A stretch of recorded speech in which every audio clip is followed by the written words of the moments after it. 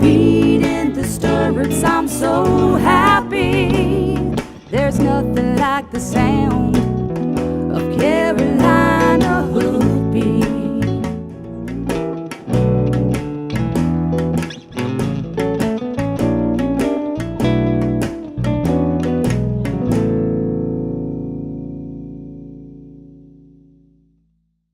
We're here today at the beautiful Bob Martin Agricultural Center here in Williamson, North Carolina, and we're here today to talk about the Southeastern Rein and Horse Association's main event, which is a yearly event that they host, and they added a special little twist to it this year called the Victory Junction Slide to it to benefit some sick kids in the Greenville in the Victory Junction Hospital.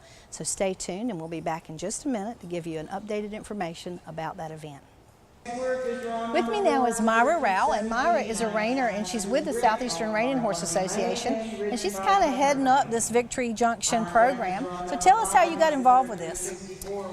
Well, I got a call from Parker Minchin, who's with the Southeast Rein and Horse Association board, and she was asking for ideas for sponsorships for 2014. And so I told her, give me a couple of days, and as I was driving up to Francois Gautier's to ride my horse, I kind of thought, okay, what's the business model? How, what do we really need here? My thoughts were we need to give back to the community. It's been proven corporate engagement in the community has been very beneficial to large corporations. Their stock prices go up, their revenues, profits go up. It's good for everybody. But the medium and small businesses don't have the capacity to do that. Right. So I thought, well, the Southeast Rein and Horse Association can be that arm. They can be that arm for those small to medium businesses so they can have an avenue, have a vehicle for more community involvement. So as that thought kind of progressed, and I thought, okay, we have Victory Junction, who I'm a big fan of, and there's just a great organization. So Victory Junction would be a good partnership opportunity for Southeast Rein and Horse Association. So we have a 3-year partnership. We've got a couple of different activities going on.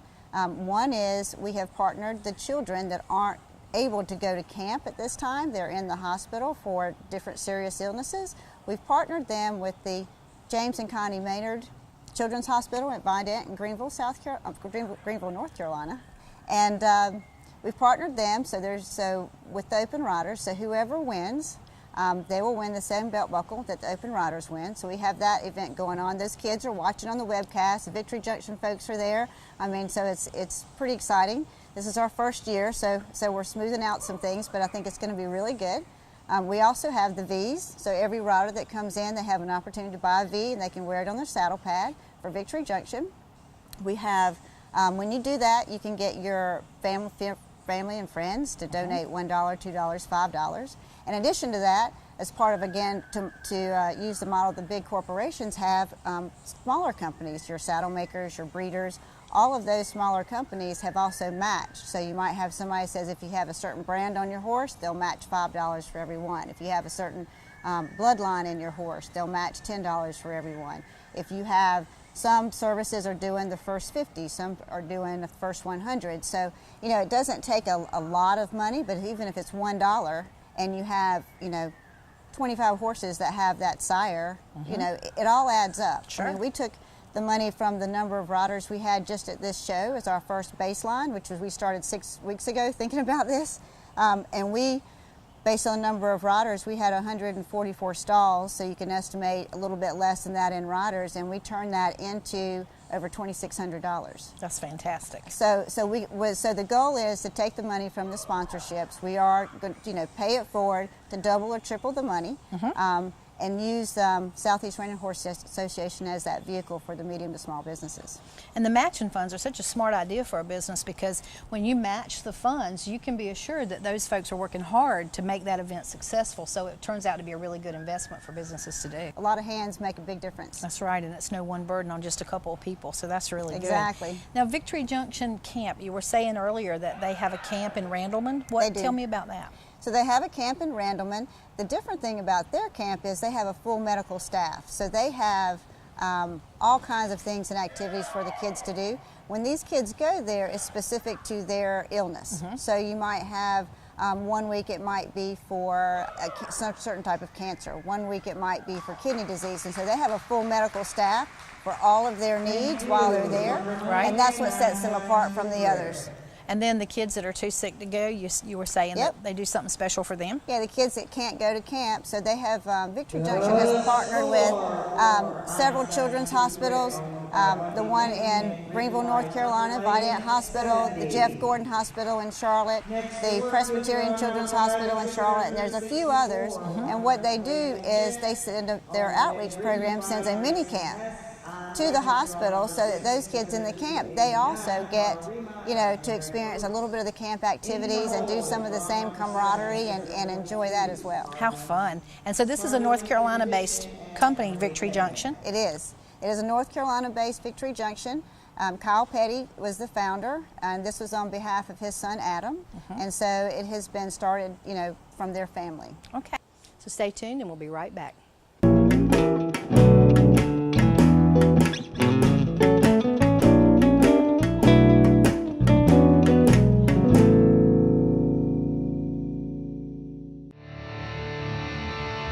I chose Mahindra because it's the best tractor in its class, period. Right now, Mahindra has the best deals too, like 0 interest for 84 months, or up to $4,500 cash back and a 5-year warranty.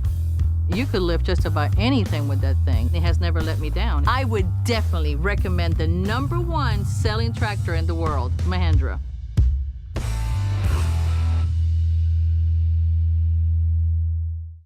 My name is Scott Brookins, and I am the owner of Brookins Construction and MD Barn Master of the Carolinas. At MD Barn Master, we have the best warranty in the business. We have a variety of designs to choose from. Our barns are easily customizable to meet your needs. We have financing available to those who qualify. Our barns are fire resistant and they hold their value with little maintenance. Let us build your dream barn for you today. With us now is Nick Valentine of Valentine Reining Horses, and you guys probably recognize Nick because he's a regular contributor to Southeast Equine Magazine. Tell us a little bit about the reining class you did today for Victory Junction.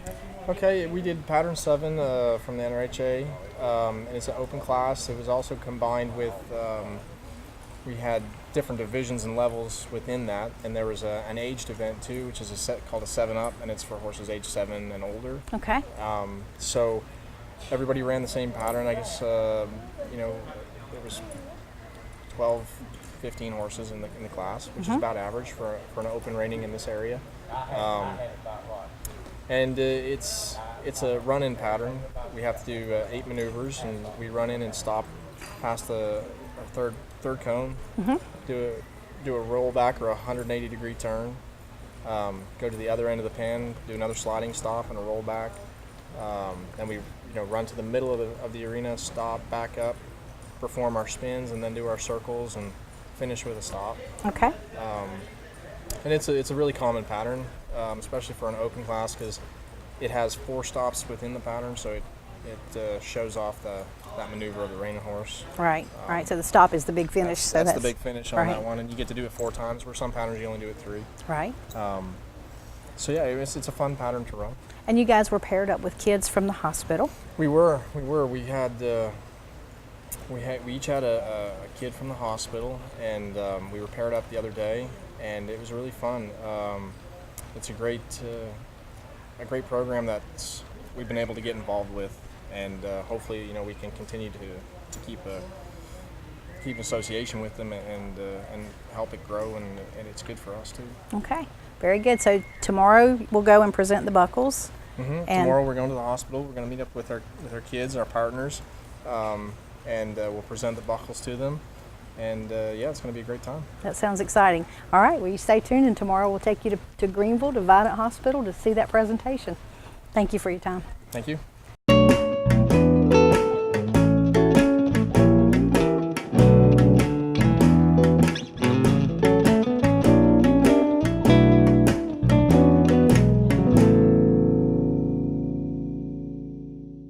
Hi, I'm Nick Valentine of Valentine Reining Horses. My wife and I run a training stable in Lucama, North Carolina.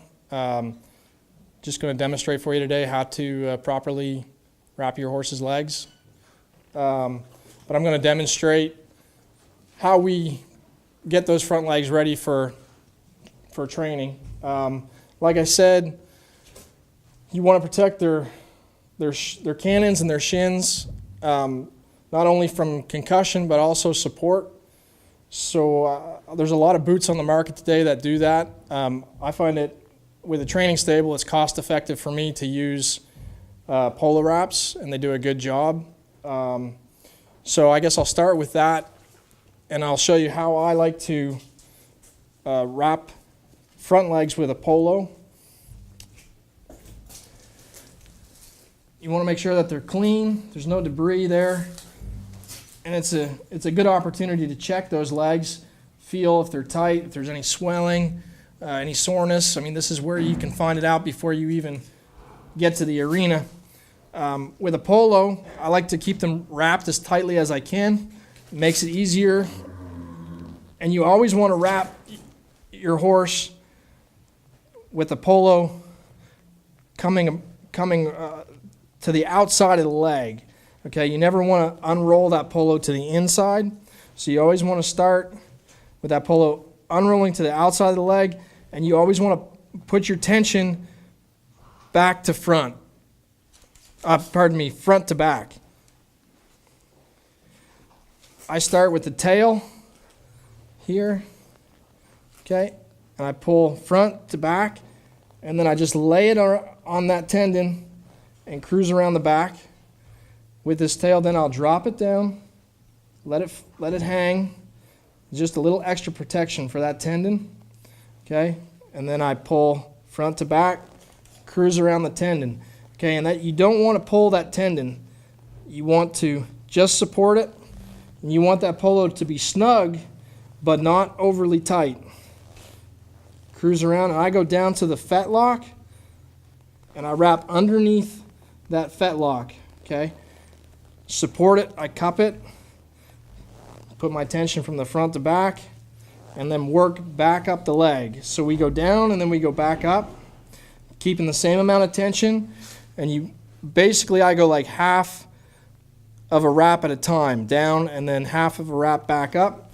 And if you've done it kind of correctly and spaced your polo out, you should end right back at the knee again, okay? And most polos today, I would say all of them, they have a Velcro closure, and you want to finish it with that. I always wrap a piece of tape, duct tape, electrical tape, around mine, because after a while the Velcro will wear out. The last thing you want is to be loping a fast circle or galloping a fast circle and that polo comes undone.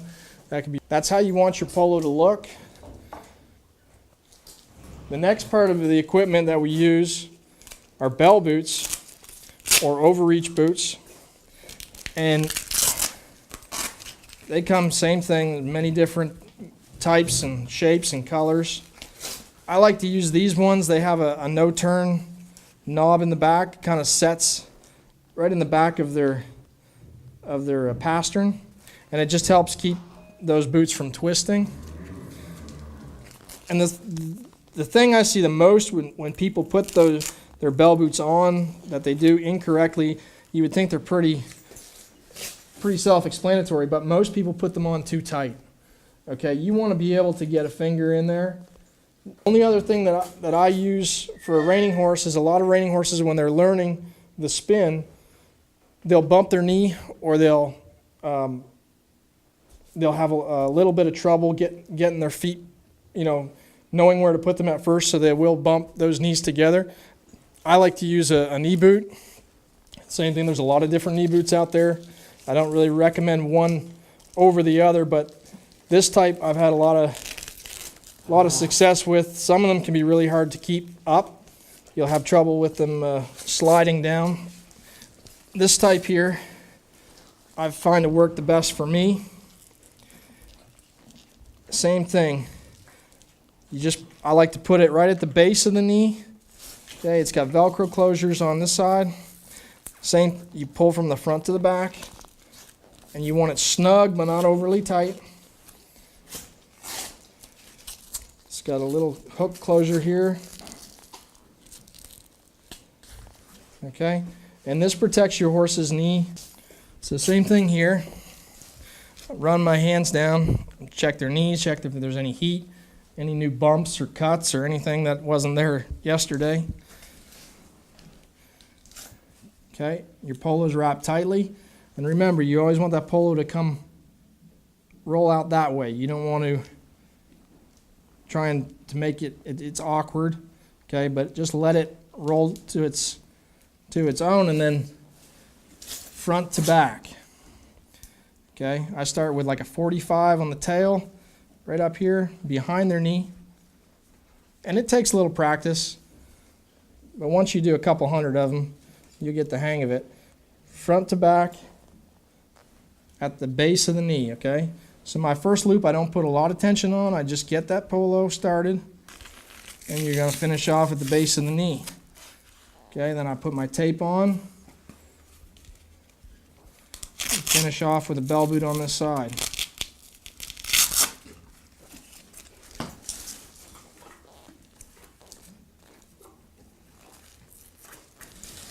Same thing, I want to be able to get a finger in there, and we're ready to go ride. We're here today at McNair's Country Acres for the first Triangle Area Polo Charity event.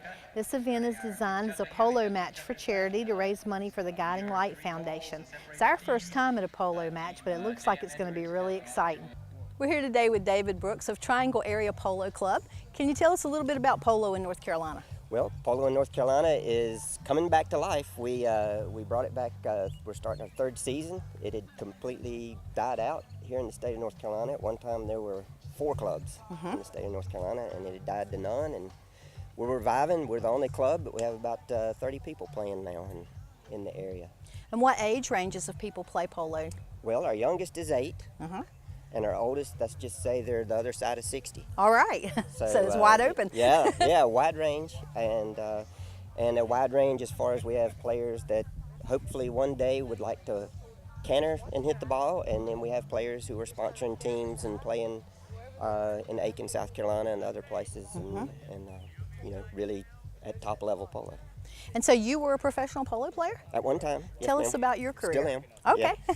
I started playing in the late 80s out at Rougemont with the Chucker Downs Polo Club, and then moved from there to Pinehurst with the Pinehurst Polo Club, and was offered a job to go to Florida and play professionally down there, and did that, came home, went back and played in Atlanta and other places and traveled, and moved back in 2000 to the state of North Carolina. And the event that we're going to see today is a charity match for Guiding Light. Yes, ma'am. And tell us a little bit about that. Well, it's kind of a natural fit for us because a lot of members that we have in our club and in our families have long-term family members, long-term illness. And Guiding Lights is a charity that works to help those with long-term illness. So it actually helps the families and the support people around the long-term illness. And it's something that kind of you don't think about.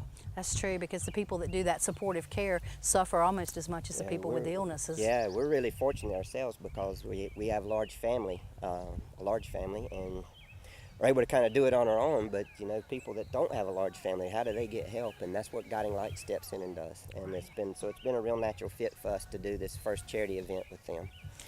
And as far as the game of polo itself, give me a little, in a nutshell, how it works.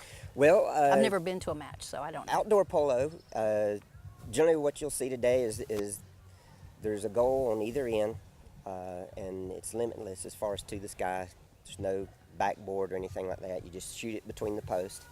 And basically you hit the ball, it creates an imaginary line, and people have to stay on either side of that line without endangering the other player by crossing, sort of like driving down the highway. And you actually push against another player and move them across the line of the ball to take it, or you can reach out and hook their mallet with your mallet, or basic defensive maneuvers. And all the rules are for safety of the horses and the people. Right. So it's really geared for safety. And how many people play in a match? 4 on 4. Okay, and how long do the matches last? Well, a chucker is 7.5 minutes, and there's 6 chuckers in an outdoor game. Okay. The clock does not run continuous. It actually stops on every whistle. So generally it takes 1.5 hours, 2 hours to play a game. Okay. Well, that's interesting. Well, I'm going to let you go because I know you got to go tack up, and I'm excited to watch you guys play. Well, thank you for coming and talking to us. Thank Look you forward for to seeing your it. time. All right.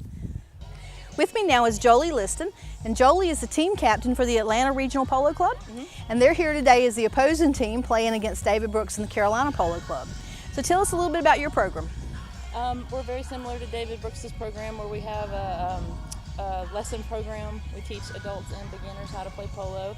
We also have a full-service client facility where people can bring their horses. We keep them fit, we exercise them, we take them to polo, tack them up, clean their tack, and basically people just come and play and go home. Right. And that's probably the main part of my business, as well as the teaching and lessons. I saw you had a polo school coming up. I do, yep. It just started last week. Yeah. Okay. It's a month long. We meet twice a week, teach them the basics of polo, and they progress beyond that to our coaching chuckers program or coaching league, so they actually get to play real polo, but we stop the plays and explain fouls and strategy to them so Cool. they can learn a little bit quicker.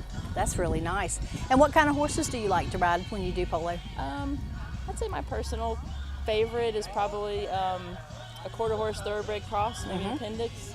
They kind of have the endurance and stamina of a thoroughbred, but they have a nice, quiet, calm disposition of a quarter horse, and they're usually very agile. Right. I have a lot of American thoroughbreds, and I have a lot that have been imported from Argentina. They make really nice, easy, quiet polo ponies as well. But I think my favorite is The cross. the cross. Yeah. All right, very good. Well, good luck today, and we'll be looking forward to watching you play. With me is Anna Hale, and Anna is from Raleigh, North Carolina, and you're in the polo match today? I'm just going to do a little demonstration at the beginning. Okay, and what does that consist of? It consists of the 4 main shots in polo and a couple of the main defensive plays. All right, and what is it about polo that you love? Well, I really love horses, and it's something fun to do with your family and horses. Very good. What's your horse's name? This is Pepper. Pepper? Very beautiful. All right, well, thank you for taking a minute to talk to us. Thank you. Okay.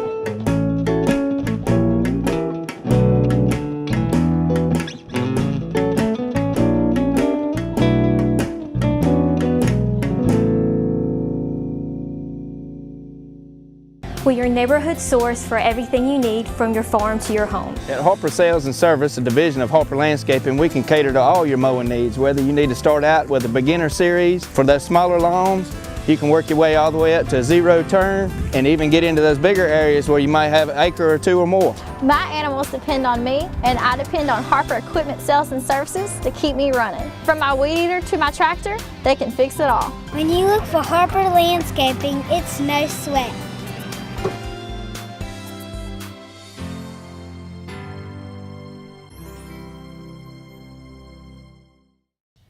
With me now is Larry Olson, and Larry's from Atlanta. Tell us a little bit about the positions and how the play works. Well, on the throw-in, there's positions 1, 2, 3, and 4. The position 1 is the first person that receives the ball, and then 2, 3, and 4 all the way through the line. The 4 position is usually a more defensive type of player, and the 1 position is usually more of an offensive type of player, usually making plays towards goal. Right. The 4 position plays in the back, and consequently they're called the back player. Can anybody score on the team? Anybody can score. Okay. And in fact, the positions will change periodically through each rotation of the ball. All right. So they don't all stay the same, but you've got to be playing both offensively and defensively at the same time, periodically throughout the chukker. So right. Or each period. Yeah. Okay. And what position do you play? I played number 1. Okay. Yeah. And what about polo has drawn you to the sport? Oh, I've been around horses all my life, and probably the excitement of fast play and playing off the horse, and that has a lot to do with the game. Definitely. I mean, it's a cool way to play a game, without a doubt, if you can include a horse. All right. Well, thank you for talking with me. You're welcome. Good luck today. All right. Thanks. All right. I hope you've enjoyed our show today on polo. It's certainly been an educational event for me and quite an exciting game. So if you listen real carefully, you can hear Carolina hoofbeats in the background.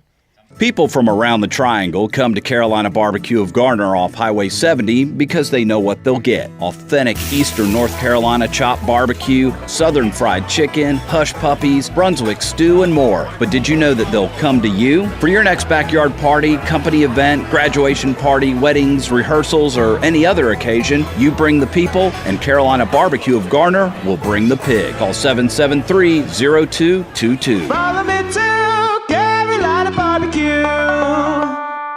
This is Paul Dunn from Mule City Feeds. We've been delivering horse feed to Eastern North Carolina since 1981.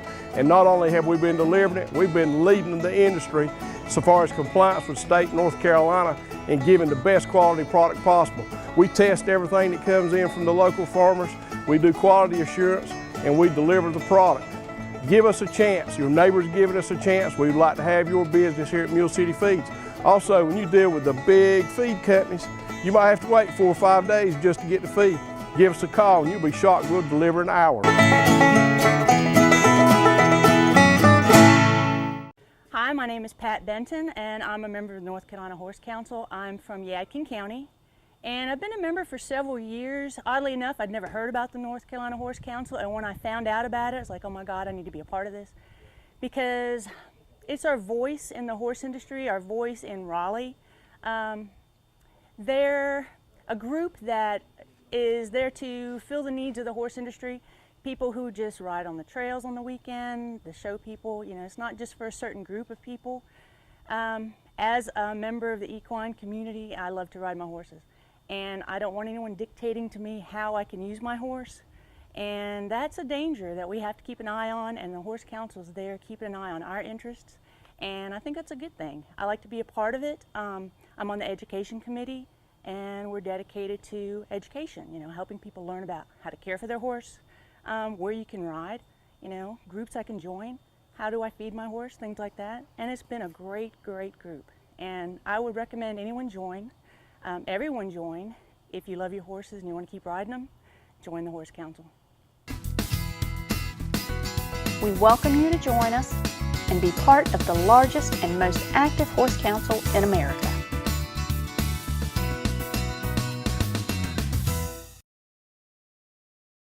So why don't you stand beside me, come and join the herd, and be a member of the North Carolina Horse Council and take advantage of the many benefits that it has to offer you and your horse. And let's ride the trail together. And also by Carolina Hoofbeats Magazine, a free publication about the horse industry in North Carolina. Catch up on the latest issue at carolinahoofbeats.com. And also by Southeast Equine Magazine, a free publication about the horse industry in the southern United States. Sitting high in the saddle, nothing else matters. My feet